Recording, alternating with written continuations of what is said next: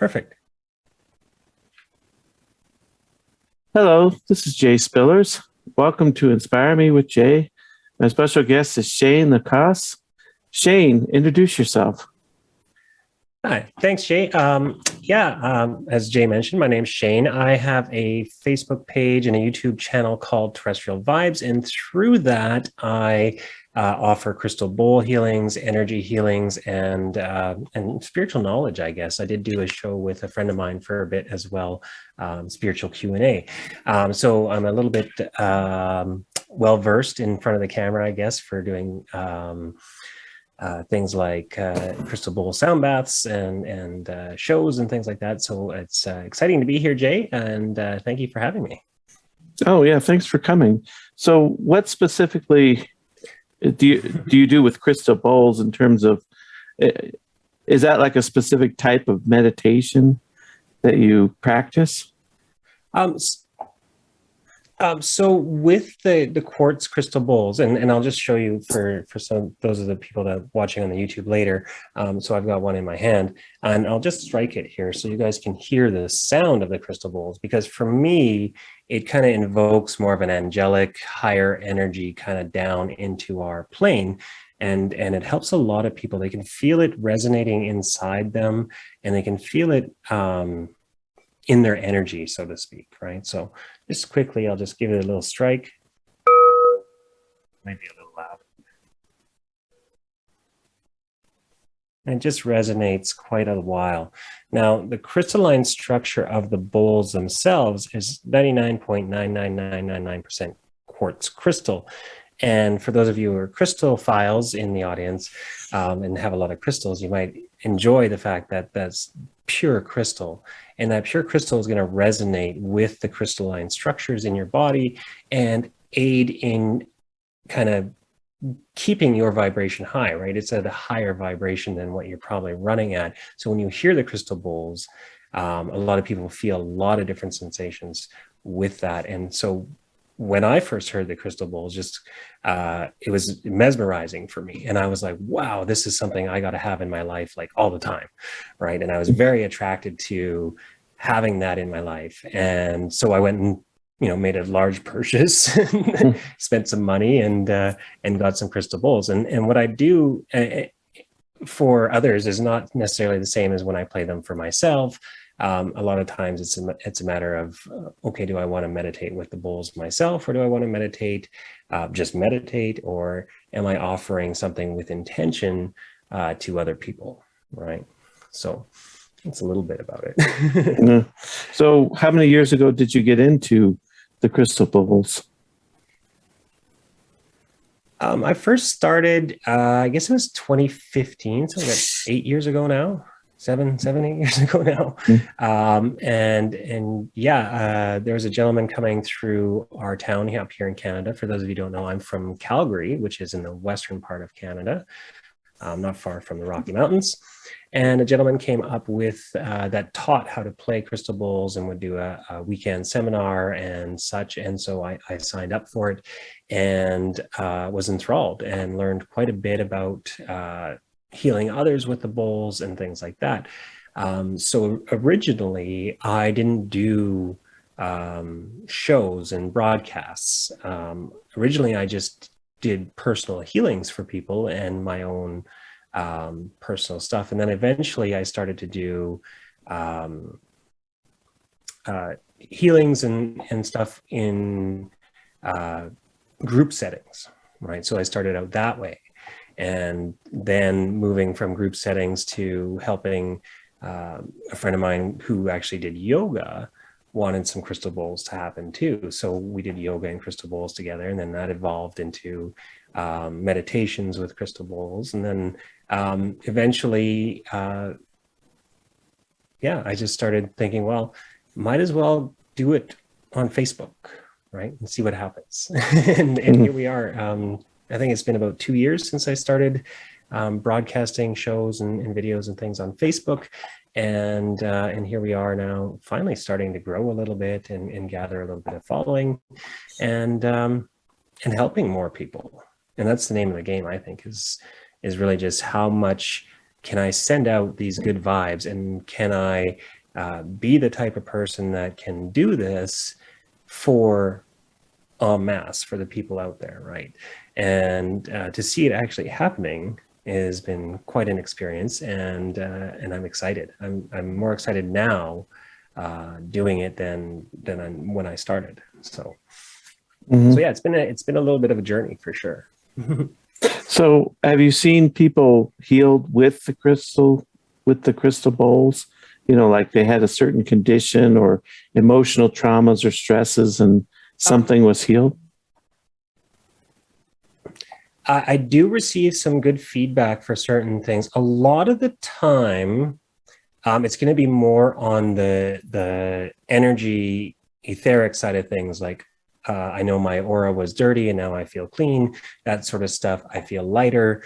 When it comes to healing ailments and specifics like cancer or something like that, yeah, I mean, it's not something personally I've had a direct feedback on for, say, like cancer or something big, but I do know that a lot of the clients and people that I've helped have sent feedback and said this has really helped me along my journey to healing this particular thing, right? So I would say it's an accompaniment to other things as well. So you would have I would use the crystal bowls, and I'd also say, make sure you're doing your nutrition and your diet, and you're taking the proper medications for that ailment, and you're doing all the other things at the same time, and then add in this high vibration healing along with it to just reinforce everything. Because really, at the name of the game in healing is the fact that your natural energy and your natural body knows how to heal itself already. Right. And I believe in that.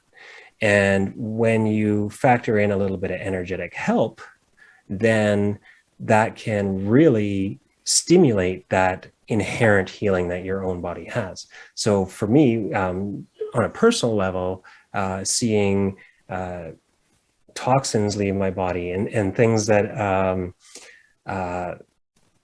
pains and aches that I used to have just magically start to feel better as I'm playing the crystal bowls. I mean, for me personally, it's amazing. It's like, wow, I want to share this with other people, because if I feel this good after playing for 20 minutes, imagine what other people are going to feel like for just listening for 20 minutes, and being able to get into that meditative space as well. Right. So, I mean, certain people are probably going to use the bowls for different reasons. But from a healing point perspective and from a healing tool, I think it's amazing. I mean, it's up there with, the tuning forks and the other things that people use to change the resonant frequencies in your energy body, in your physical body, in your etheric body. I mean, the different layers for sure, resonating down through those different layers with different octaves and different tones that are quite amazing. I mean, when you play certain bowls together, they make certain left and right tones and certain binaural beats naturally. And there's things that come up with people when they start to hear certain tones that resonate different emotions and things like that. And for me, if you can release an emotion that's probably been there for a while, it's tied usually to a physical thing, because an emotion, physical thing, a physical ailment, so to speak, is typically there, not saying 100% of the time, but typically there because of some sort of energetic connection or emotion that we're not letting be an emotion, right? So if I can stimulate that with the crystal bowls and get it to resonate out a little bit, and then the next day I get clients say, oh man, I'm crying all day, you're releasing all the emotion. And once they release all that emotion, they can then start the physical healing, right? Because it's not being blocked by that energy, right? So, and that's my belief in it, and that's my experience in it. So I've seen like a lot of things on YouTube, and I've listened to different things where they say, certain frequencies or tones have certain healing properties. And I've listened to things and, I feel better after it.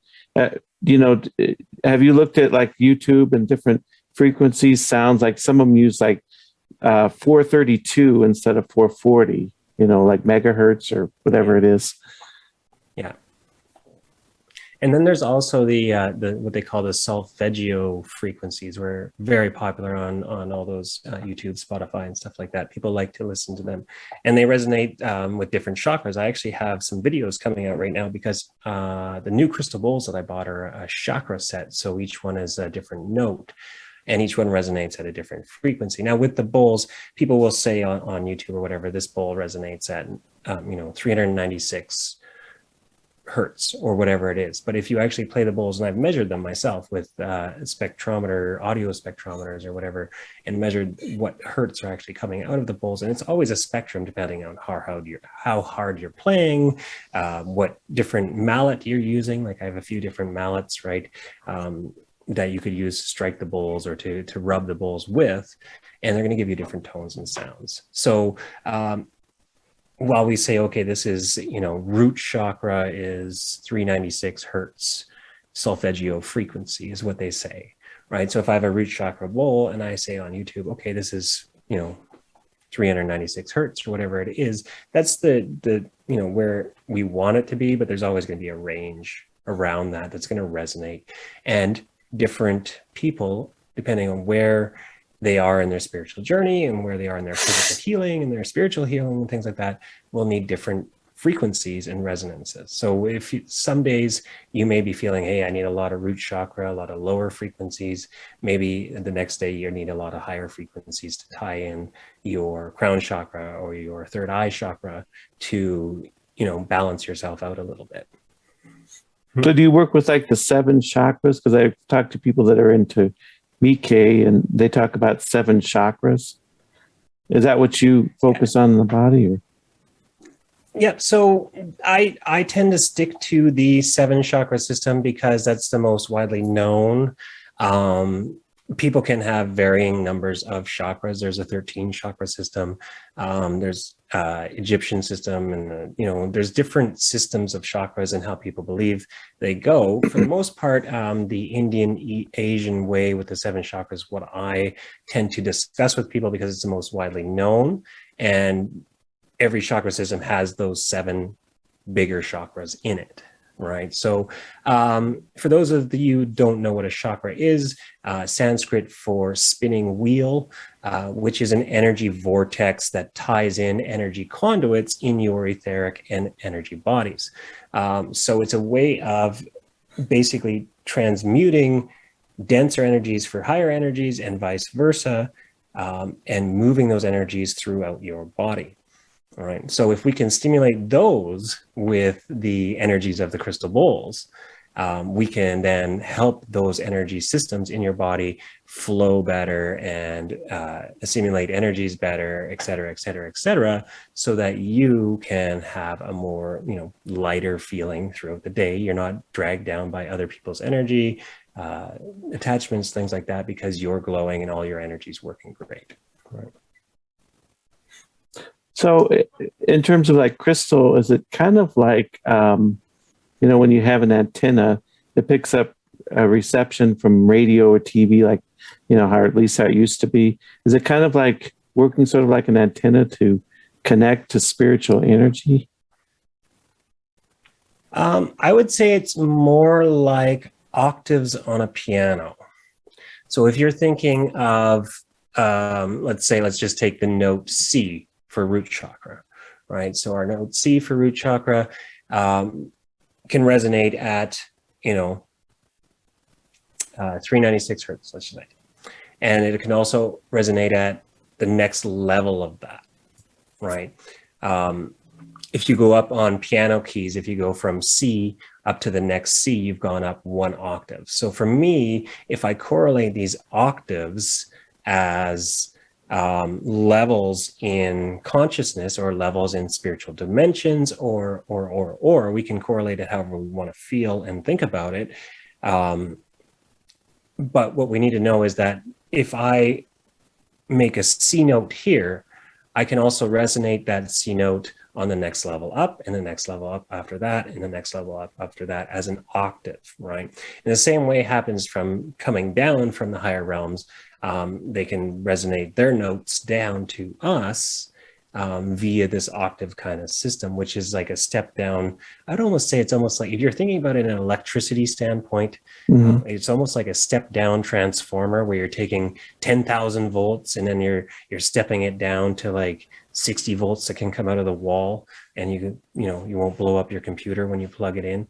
So it's the same thing. If spirit is at 10,000 volts or hertz or whatever we want to measure it in spiritual energy, and it's coming down to you, you can't take that 10,000. So you have to come down in octaves. So you're still getting the same energy. You're still getting that same C note, but you're not getting 10,000 of it. You're getting, 60 of it instead, so that you can handle it. Right. And so spirit never gives us more than we can handle. Even if it feels like a lot at some points in time. Sometimes they're expanding your bubble. Sometimes they're expressing how much energy you actually can take. And that's an interesting feeling sometimes, because you're like, whoa, I feel like I'm going to explode energy wise. But it does happen, and it's a way of upgrading you to the next level as well, and getting you to your own personal next octave, right? Mm-hmm. Is that kind of like where music can be therapeutic and healing, and they have music therapies? And there's one thing, I don't know if you've ever heard of it, it's called Macroni Union. You can find it on YouTube, and they say they did studies saying if you listen to this for 8 minutes, it will reduce your stress 65%. They say they have a study backing that up. Is that kind of connected too? Is that certain types of music can affect your spiritual healing? Yeah. I would say for sure. I mean, there's a mechanicalness to it, right? These certain frequencies, these certain resonances. But like I was mentioning, if you were at a different level, you might not resonate with those on a mechanical level. But if you add in the intention behind it, where you're saying, my intention is to heal you with this, or my intention is to raise you into a more happy vibration, or my intention is to help you relax or to de-stress, or whatever the intention is behind it, I'm a big proponent of intention is everything, right? That's how we manifest on this plane, is we use intention. We want something to happen, right? So if you want something to happen like healing, if you want something to happen like relaxation, you say, I want this crystal bowl to resonate for relaxation, and you play the crystal bowl for that reason, and it's going to do that. And it's surprising, because I've tested it myself. I've played a crystal bowl and not told people, and put out a video and just said, here's a crystal bowl video, and had my own personal intention behind what I was going to do, and then looking at the feedback going, wow, it worked, because these people are all saying, this, and this about what my intention was. Wow, this really helped me in the sacral chakra, or this really helped me let go of mother wounds, or whatever it was that I was intending with that video. And I've left it, anonymous, or blank, not anonymous, I guess, but blank, so that I could see what the reactions were and see what the intention was, almost like an experiment. And it was kind of mind-blowing, because, spirit resonated that right back. Said, here's your intention was to help people. Here's a reminder that you're helping people. And that was something that, I don't know, fills your heart. So it's like the intention sort of connects you to the spiritual energy that's out there. For sure. I think so. And I think that's how you bring anything into your life. You want that new car, or you want to follow the kind of Abraham Hicks kind of stuff, and you want to do that sort of thing, and manifest into your life. Your intention, the reason that you want to do it, is the most important thing, right? That's where it starts. So I think that happens with the crystal bowls. I think that happens with Reiki healing, when people are standing there and they're saying their prayer at the beginning of their Reiki healing to help others. Their intention is set. They actually say a prayer that says, I want to help this person. Please help me to help this person, right? And the intention's there. And then the Reiki happens. And whether or not you believe in Reiki energy or not, most people will feel a difference in their healing because of the intention behind it. So good intention is always a lot stronger than bad intention too. So even if you're a non-believer, right, it's the good intention can be strong enough to like win you over, right? So what are like your, That's my opinion on it. so like what are your spiritual beliefs, and particularly how they relate to spiritual energy and things like that? So, originally I was in Catholic school, and I was forced to kind of learn all that kind of religious stuff, and a lot of it still resonates as good stuff. But for me, in my late teens, I ended up kind of trying to discover what I really wanted to believe in, and not just what I was told to believe in. So I began exploring, books and different things. And I read one book in particular way back when that got me started on the idea of enlightenment and reaching this kind of all-knowing connection with the higher realms, and then moving into learning about psychics and tarot and things like that, and going through um, quite a bit of learning and going, okay, this resonates, and picking that and going, this doesn't resonate, and leaving that. So for me, I believe in the universal law of oneness. So I believe that we are all connected and all part of one consciousness that is manifesting itself in many different ways in this universe. And as it manifests itself, of course, there's different layers that need to manifest through that. And we are actually, when we say 3D, we're at one of the lower dimensional levels, or one of the more dense vibrations here, as a physical being, right? But we never lost our connection to our spiritual selves, which is what I always call our higher self, or our Father Sky connection, right? So whenever I do meditations, I'm always talking about Mother Earth and Father Sky, which are two energies, so to speak. The feminine creation energy of Earth that ties us down and anchors us to this planet, both on an energetic and gravitational pull kind of way. And then also the Father Sky, which is our connection up all the way to our highest point, or our highest connection that we connect to source energy, or the connection that connects to source energy, or the connection that goes on to the source energy. So however high we go up.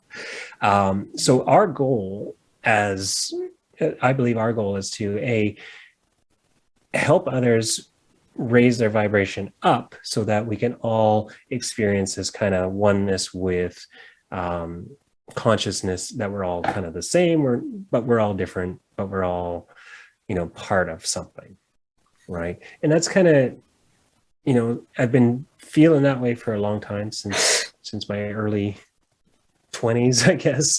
That we're all just each other, really.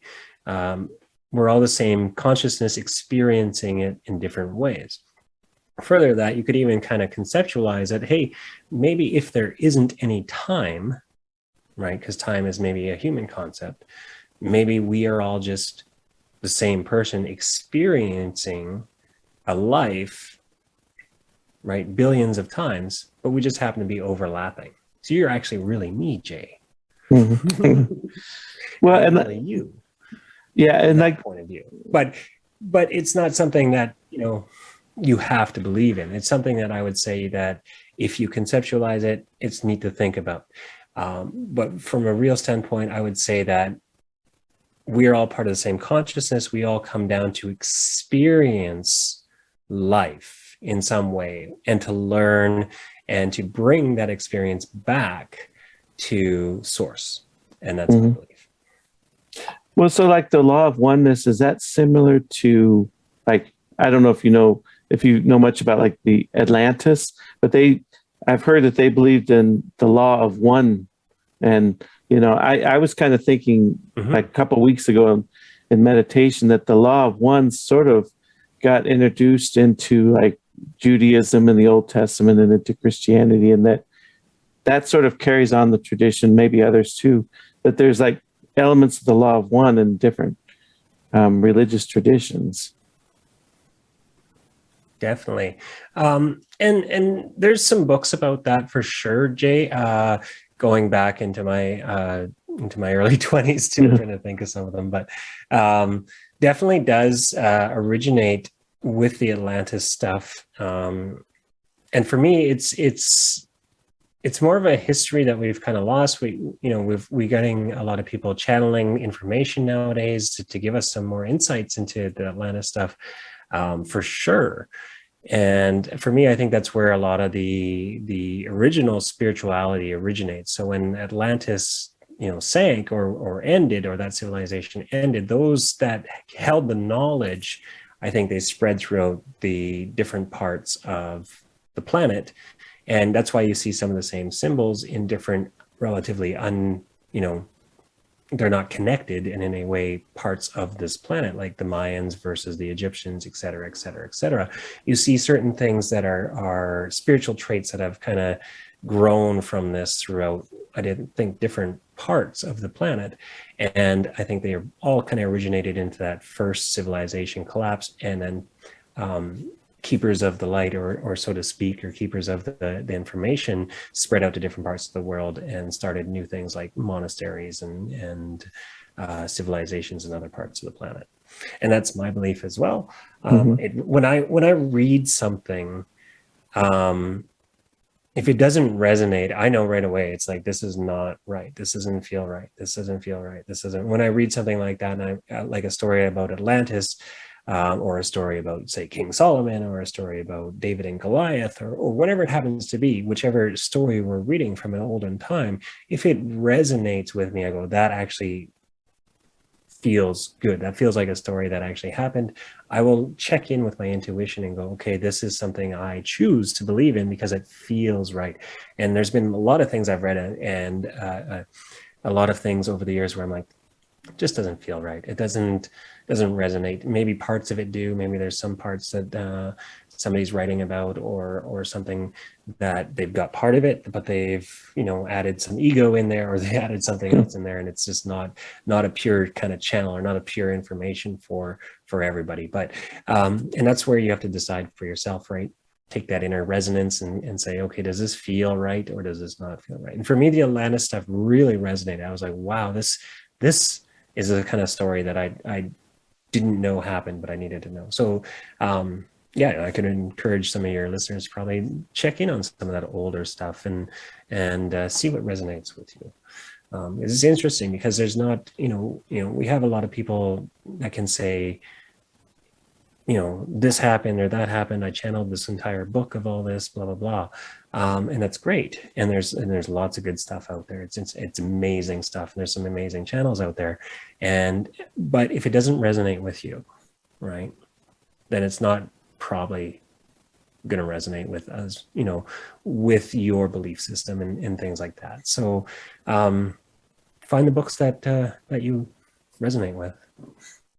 Yeah, it's kind of interesting. Yeah, it's kind of interesting too, is that, like, I have a book that talks about Native American legends of a great prophet visiting, and it sounds like Jesus, but there's also some other things mentioned in there too about an ancient people, and it sounds just like Atlantis. They don't use the word, that came from Plato, but it sounds identical. Like there's other cultures that are teaching about Atlantis, maybe just under different names.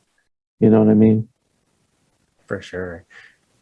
It's an interesting thing because a lot of the times we ignored what, say, some of the native populations around the world had in their history, because they were not as civilized as some of the explorers and the people first going there, right? So now that we kind of excuse me now that we've kind of opened our eyes a little bit more, and there's more academics out there, and there's a bigger world with less wonder to be discovered, because we can start to look at some of these other things and go, wait a minute, were we right back then? No, we weren't. So let's look at it again, which is great, because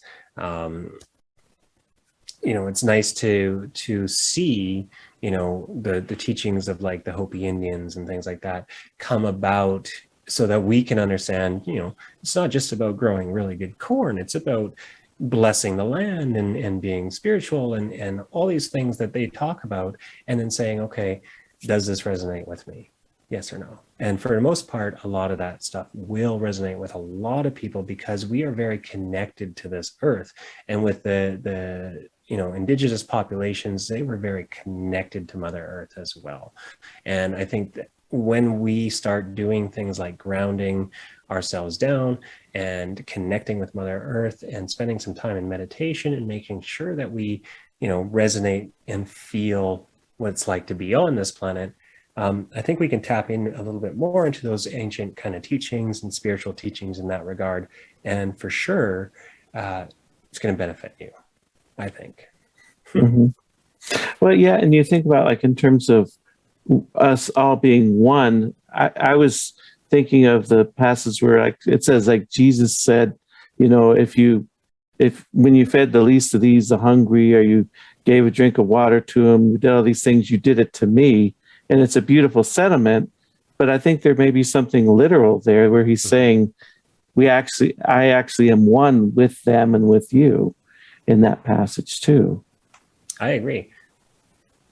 I agree too. There's a lot of things in the New Testament for sure that resonate very well, and uh, they didn't lose in all the different translations over time. And there's a lot of good things there for sure, because those teachings, I mean, the one, like being that the law of one, right? If you do unto others, you do unto yourself, right? You're basically, Jesus's only commandment was, right? Treat others as I have treated you. Right. And Mm-hmm. you see that commandment actually in every single religious book around the planet. Almost every single one has something to that similar effect. And you see actually the memes that go around on Facebook and things like that of that as well, which is kind of interesting, because here we have, ancient teachings from somebody translated thousands and thousands of times over, a couple thousand years, and they are still resonating with the same kind of teachings that, say, Atlantis was teaching, right? Or that, say, the Tao teaches, and which is also thousands and thousands of years old. So, and what Tibetan monks teach in their monasteries, if there's any left. And there's a reason why that, those things are gone nowadays, because they don't want that in the mainstream. They don't want us to wake up, right? So, and for us to wake up, we have to delve into some of those ancient teachings. I think everybody goes through a little bit of time in their spiritual learning curve where they delve into ancient stuff, and then they start learning about newer stuff, and then they probably start learning about Reiki at some point, and then they probably start doing this. You can kind of follow somebody's path through a lot of the spiritual stuff, and see kind of where they're at in their understanding, and help them along if you can. So do you think there's like a spiritual awakening going on right now? Because a lot of people feel that way, and that we may get up to like the fifth dimension, and that's what a lot of what's been happening in the last 2 years. I think the fifth dimension is in our own hearts. It's a way of living. It's a way of saying, okay, I'm willing to share my love for individual people out as if they were myself. I believe in that law of one comes through that way. When we start treating everybody how we want to be treated, the world becomes a much better place, and we become that 5D. So if we stop moving and doing in fear, and we start moving and doing in love, I think that's that 5D ascension. So the more of us that do that, the more we move to that 5D ascension planet, right?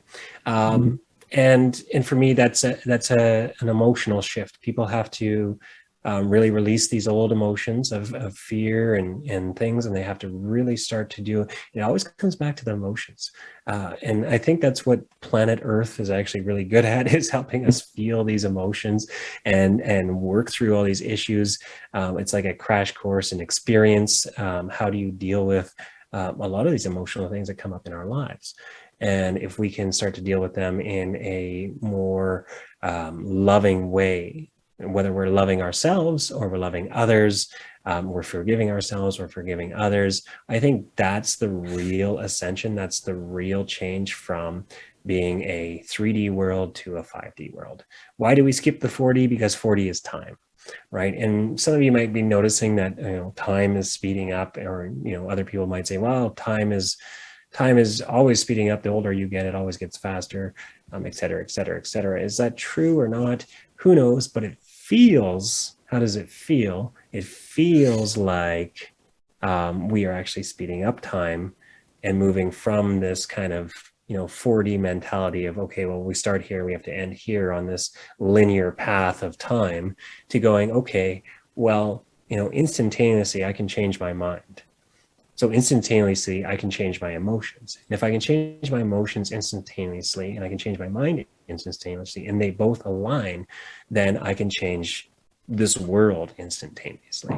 And if enough people do that together with the same intention, then I think the world becomes a better place for, our intention being to rise to this 5D love kind of way of being, right? Where we can really help other people and really all learn to lift ourselves up and not live in this fear anymore.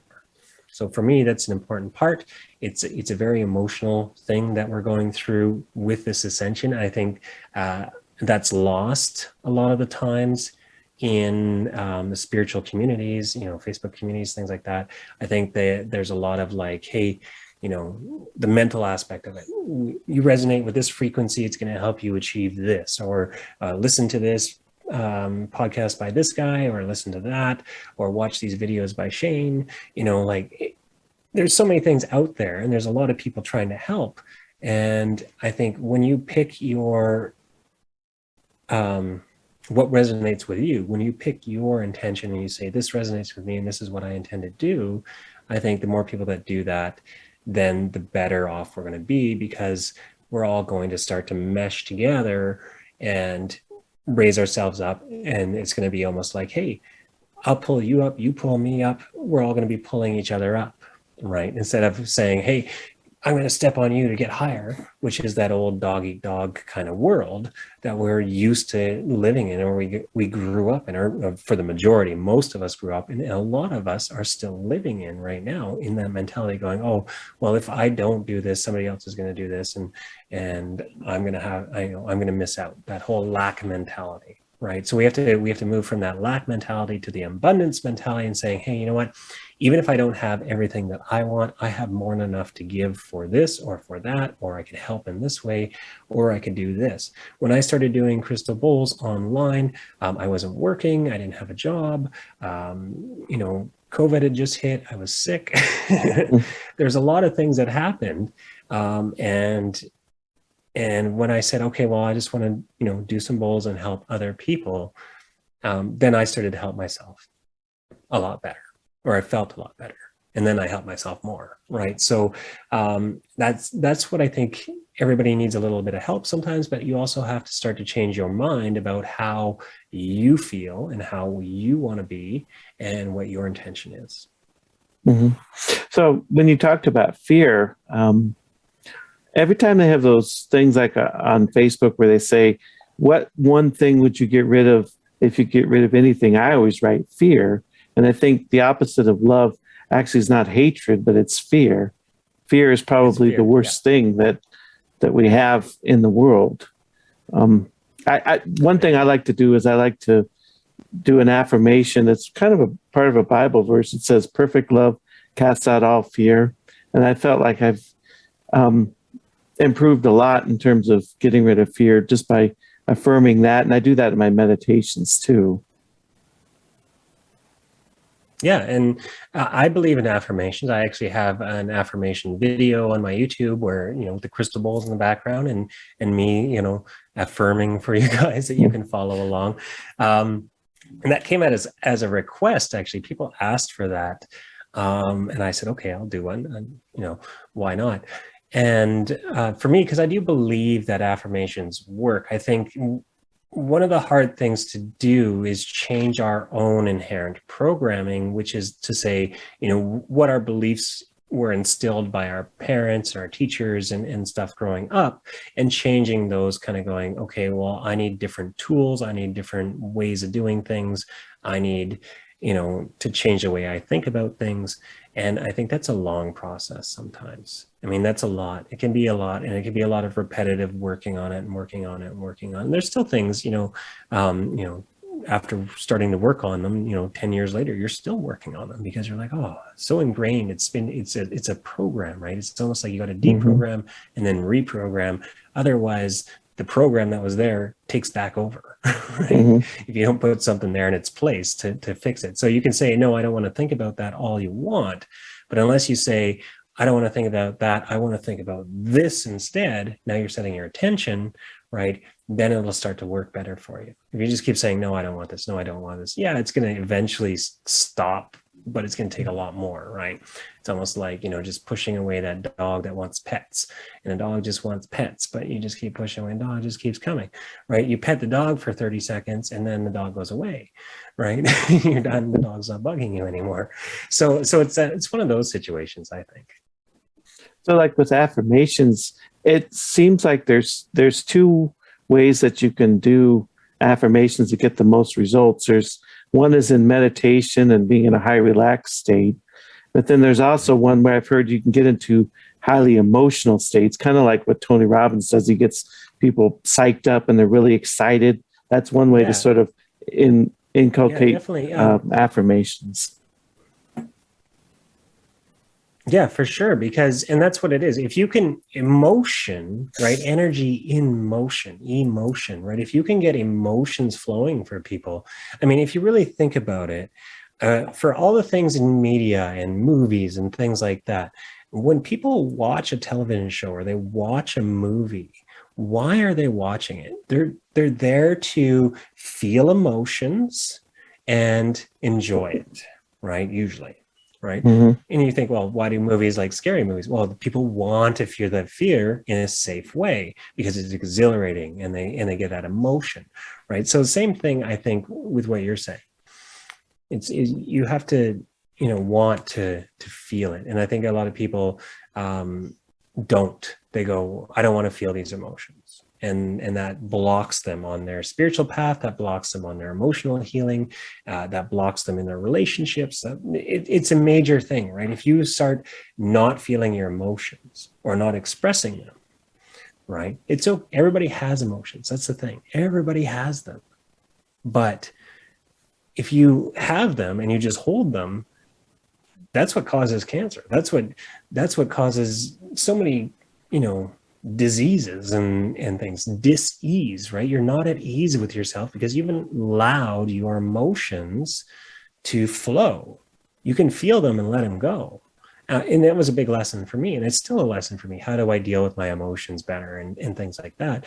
Because I wasn't given a lot of good tools when I was younger, right? And I think a lot of us don't have a good tool. We have one or two tools that work for us because that's the way we figured it out way back when. And now there's different ways to do it, and we have to learn those ways. So you had mentioned something about grounding. What does grounding in meditation mean? Grounding in meditation is that connection to Mother Earth that I was speaking of, and you don't have to believe in, say, Mother Earth being an actual person or an entity if you don't want to. I mean, everybody's beliefs are their own. For me, connecting down to the magnetic resonance of the Earth itself. So there's different ways to ground. You can go outside in your bare feet in the grass. I mean, for us here in Canada, it's winter; it's a little chilly on your toes. But you could still go out and ground in the grass. Just put your feet straight on the earth, right? And you're going to exchange ions with the earth and things like that through your feet. And there's all kinds of good stuff that happens physiologically. But from an energetic standpoint, you are now allowing this kind of balance to happen between you and the earth. Right. And that's what kind of is nice about being out in nature or doing, hanging out in the garden and things like that, is you do a natural grounding process.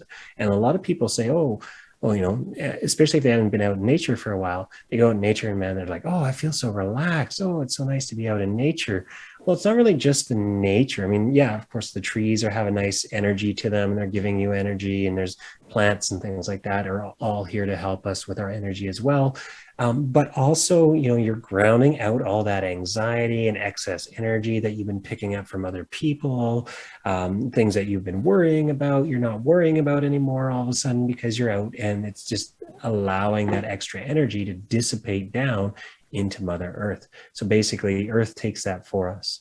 And we can do another. So when you're in meditation, to answer your question, I visualize my contact to the floor growing tree roots down into Mother Earth, just like a tree, all the way to the center of the earth. And it's just a visualization using your imagination and to pretend what that looks like to you, right? And I always say imagination is visualization, so don't let that confuse you. It's the same thing as when you were a kid and you were pretending, right? So when we're doing energy work, it's the same thing. When you're pretending, when you're imagining, it's the same as visualizing in your mind's eye, right? For me, it's the same words. It's the same thing. We're just conceptualizing it in our head, and then hopefully the energy accommodates with our concept. And yeah, so motions and connecting down, right, is going to allow basically the lower chakras, the lower 3 chakras in your 7 chakra system to kind of connect down. And then your upper 3 chakras connect up to Father Sky, like I mentioned, and they meet in the middle at our heart chakra, which makes the heart chakra kind of the most important part of the chakra system. It's kind of like that centerpiece, right? So once we get those energies connecting, we're a balanced being again. So I do a lot of the times I will do that little bit of a meditation beforehand, saying, okay, connect down, visualize your roots, breathing deep in the belly. Those sort of things will ground you down and allow that energy to connect you downwards. And when people feel grounded, they feel like, oh, I feel not heavy. It's not like you feel heavy on the earth, but you feel connected to the earth. Like it's almost like you're a magnet to the earth, right? And it's not really pulling you down, but you can feel that magnetism. And to me, it's a great feeling. And when you add that in meditation, you start off grounding down first, and then you connect with the higher realms in your meditation, and through the higher portals, I guess you could say. And people are going to go, oh, how do you connect through portals? It's just a natural thing. As you are moving up in those octaves, like I mentioned earlier, right? Each one you could say has a portal to the next one, right? Or a connection to the next one, right? So if you are meditating and you're like, okay, I'm resonating with as high as I could go, right? You might want to be like, okay, I want to connect with my highest self, or I want to connect to my highest consciousness, or however people describe that. And you can start the meditation, but always start the meditation grounding first and then connecting up. So when you do your own personal meditation, do you listen to the bowls, or do you listen to music, or what do you usually do when you're meditating just yourself? A few different things. I did put up crystal bowls on my YouTube channel, actually, with the intention that I would be able to sleep with them. So I have some sleeping ones that go all night, black screen, and basically it's kind of like having a meditation while you sleep. But I will put on my own crystal bowls. I will put on a few other people's meditations, and actually my roommate does some amazing light language meditations and things like that. I'll even put on Om or chants and things like that as well. Om Mani Padme Hum, a few different ones, right? And it's nice to mix it up and move through different energies and have different, I guess, style to your meditation. I don't think meditation wise, everybody should enjoy meditation. It shouldn't be something that you go, oh, I got to spend my half an hour doing my meditating, right? It should be something that you look forward to and go, oh, finally, I got my chance to do my 20 minutes of meditation or 5 minutes of meditation, whatever it is. And whatever you choose, as long as it's something you enjoy and it raises your vibration up because you enjoy it, I think that's the important part. And for me, my tastes change. Excuse me. been a while Was- since I talked this much. Is meditation something that gives you the most energy, do you think? Because, like, physically speaking, I get the most energy and feeling of well-being from meditation. Is that sort of true for you too? I would say so. I mean, I get a lot of benefit as well from yoga, Mhm. and I also do qigong. And for those of you who don't know what qigong is kind of like tai chi in a way. So you're channeling energy, chi energy, and it's kind of like a moving meditation, right? So if you are into yoga and you're doing a breathing exercise while you're doing your yoga, and you're breathing in while you do this and you breathe out while you do that, that to me is also a meditation. If you work out and every time you do a push up, you exhale, and then when you push up, you exhale, and you inhale and you go down, that to me is also a meditation. If you incorporate breathing and breath, and I've done a lot of breath work in the past as well, and I still proponent of using breathing as a way to center yourself and to focus. Once you use your breathing for that, you can start to kind of use your breathing to control energy and things like that. And that's where a lot of that stuff comes from the Eastern philosophies, right? Tai Chi, Qigong, that sort of thing, yoga, and stuff like that. So for me, I enjoy meditation always. Doing the dishes is a meditation. For those of you who smoke cigarettes still, I used to smoke cigarettes. And one of the ways I quit was turning my cigarette into a meditation, a 5-minute meditation. So every time I went to go have a cigarette, it was like, okay, this is meditation. I'm going to enjoy every moment of this cigarette. I'm going to watch the smoke. I'm going to, not think about other stuff. I'm actually going to be thinking about the actual smoking and the meditation of it. And eventually you're just like, I don't want to do this anymore. Right. But not an easy thing to quit smoking. But you can use anything to be a meditation. And I think dishes is always a good one, because most people don't like doing dishes and they're like, I hate doing dishes. But if you get into the dishes and wash each dish and really make sure they're clean and enjoy it and just be part of that moment, dishes can be a really, really fun thing. And dishes can be a meditation that you get a benefit from. Right. At least I think so. Yeah, I had actually mentioned dishes in the book that I wrote, and was talking about how that could be meditation. And I think you're kind of getting at the idea that life itself should be meditation. That we do possibly have times where you have the formal meditations where it's more structured and we quiet everything out, but life itself is kind of meditative. And I think that's kind of what mindfulness is about to a great extent. Yeah. So, I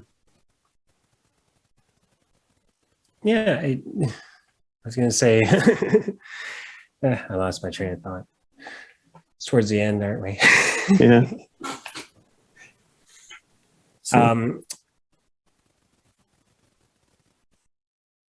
I haven't actually seen your book. It would be nice to see your book.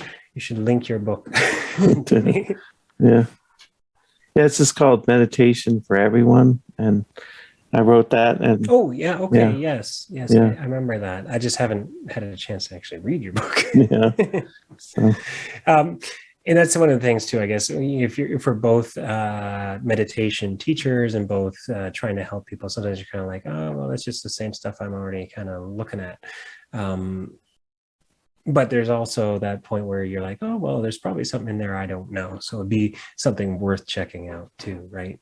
And you have to look at, I think, everything that way. Even if you've been through it before, meditation-wise or spiritual-wise, I think a way to avoid the ego is kind of, to not avoid it, but to avoid following that ego path is to say, what more can I learn here? Why is this being presented to me?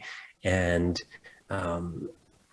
what is the universe trying to tell me? What do I need to learn? Right. So if something comes across your desk and you're like, wow, this is a neat book, I guess I need it for some reason. Or if you meet somebody at the superstore or at the Walmart or whatever it happens to be, and they're like talking to you about spiritual stuff, there's a reason. There's a reason you ran into that person. There's a reason that person is coming into your life. So I always kind of go, What's the reason we're talking right now? And that even comes with conflict, even a simple Facebook disagreement or something. What am I supposed to be learning from this disagreement with some person I don't even know on Facebook? Like what is here? What is the lesson? Right. So always be looking for that, I think is kind of the way I try to live through my life. And if that means, like, hey, Jay's book has arrived, I better learn something from that. Or if that means, hey, so-and-so is arguing with me in line at the, gas station or something like that, like why, what's the lesson? Why is this happening? And once you start living your life and you start going, okay, this is something that's happening and I need to know, what the lesson is. And you start going, okay, oh, it's this, oh, it's that, right. And then you might have one of those things where you change. And it wasn't really the other person that was triggering you. It's something that you needed to change to begin with. And I think that's important for us. We have to recognize when we need to change more often than when other people need to change. If we all do that, I think then a lot of the philosophies that we were mentioning earlier about, say, Jesus or the Newer Testament, a lot of those things start to come true, right? We start to treat other people, like we want to be treated, and we start to see how that reciprocates and comes back to us in our own lives. Mm-hmm. Well, and sometimes it's not so much that you're hearing a completely new idea. It's that maybe they're presenting something you basically believe in, but they're framing it in a different way or giving a new insight or dimension to it. And you're like, Yeah. oh, that's kind of cool. Mm-hmm. Definitely, I would definitely agree with that for sure. And yeah, everybody expresses things differently. So, I've been a real life, post-secondary teacher, instructor for Polytechnic here. And what I learned from teaching is that everybody learns a little different. And the way I explain things might not be the best way for you to understand things. And you might understand better from somebody else or a different instructor, or et cetera, et cetera, et cetera, just because of the way they present it or the wording they used, or it could be anything. Even the energy and intention behind it can come through, and you can be like, oh, that person now gets it, right? So if they get it, great. If they don't get it from you, maybe that's okay too. I mean, you can't help everybody, but you can help the people that resonate on your octave. Yeah. So is there different websites people can reach you? Do you have materials and things like that you'd like to share before we go? And For sure. Yeah, I have everything kind of into one of those what is it called? Linktree. It's called a Linktree. So if you know what Linktree is, you can go Linktree/terrestrial vibes, all one word. And alternatively, you can head to YouTube. There's Terrestrial Vibes on YouTube. There's Terrestrial Vibes on Facebook. If you type in Terrestrial Vibes on Instagram, you'll find me. Best thing is probably the link tree, because you'll be able to find all those links together all in one place.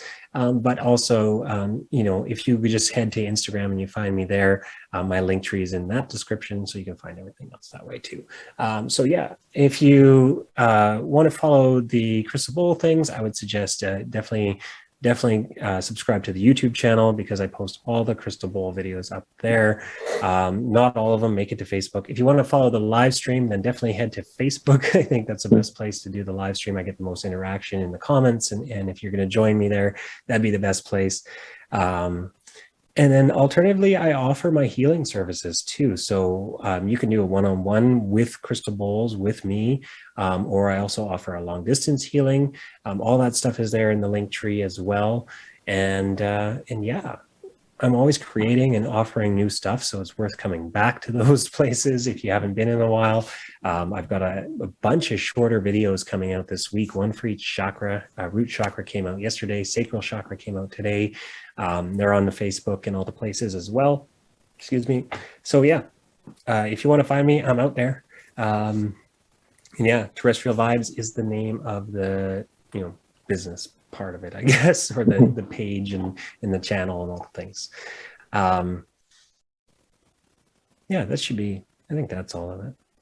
Yeah, I think So, and you were going to close us out with playing the crystal bowls for a few minutes or something? Yeah, sure. So I'll just to get everybody, I'm gonna have to move the microphone because I'm probably pretty sure it's gonna be a little bit too loud with the bowls right next to the microphone. Normally I have the microphone back a little ways.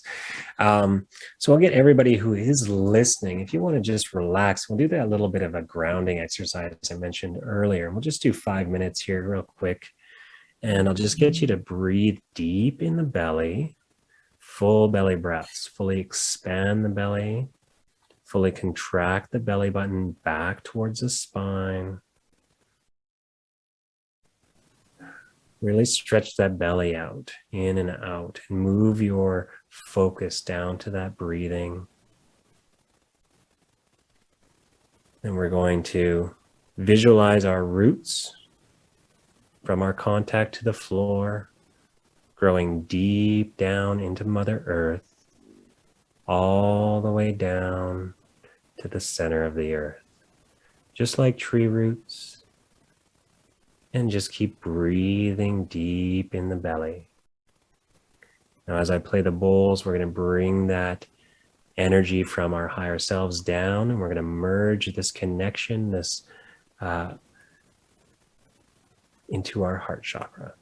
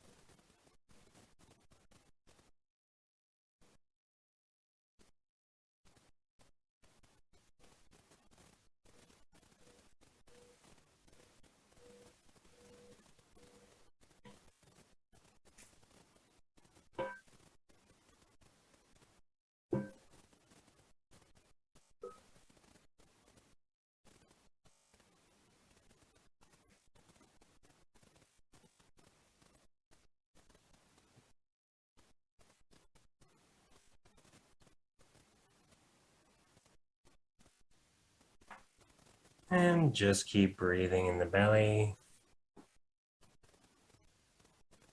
Focus on any sensations in and around the body.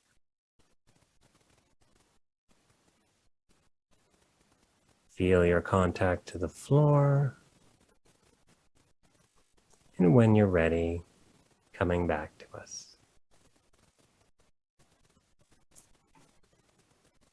Sound okay? Yeah. Yeah. Thanks for coming on. Oh, happy to be here. It was enjoyable. For sure. So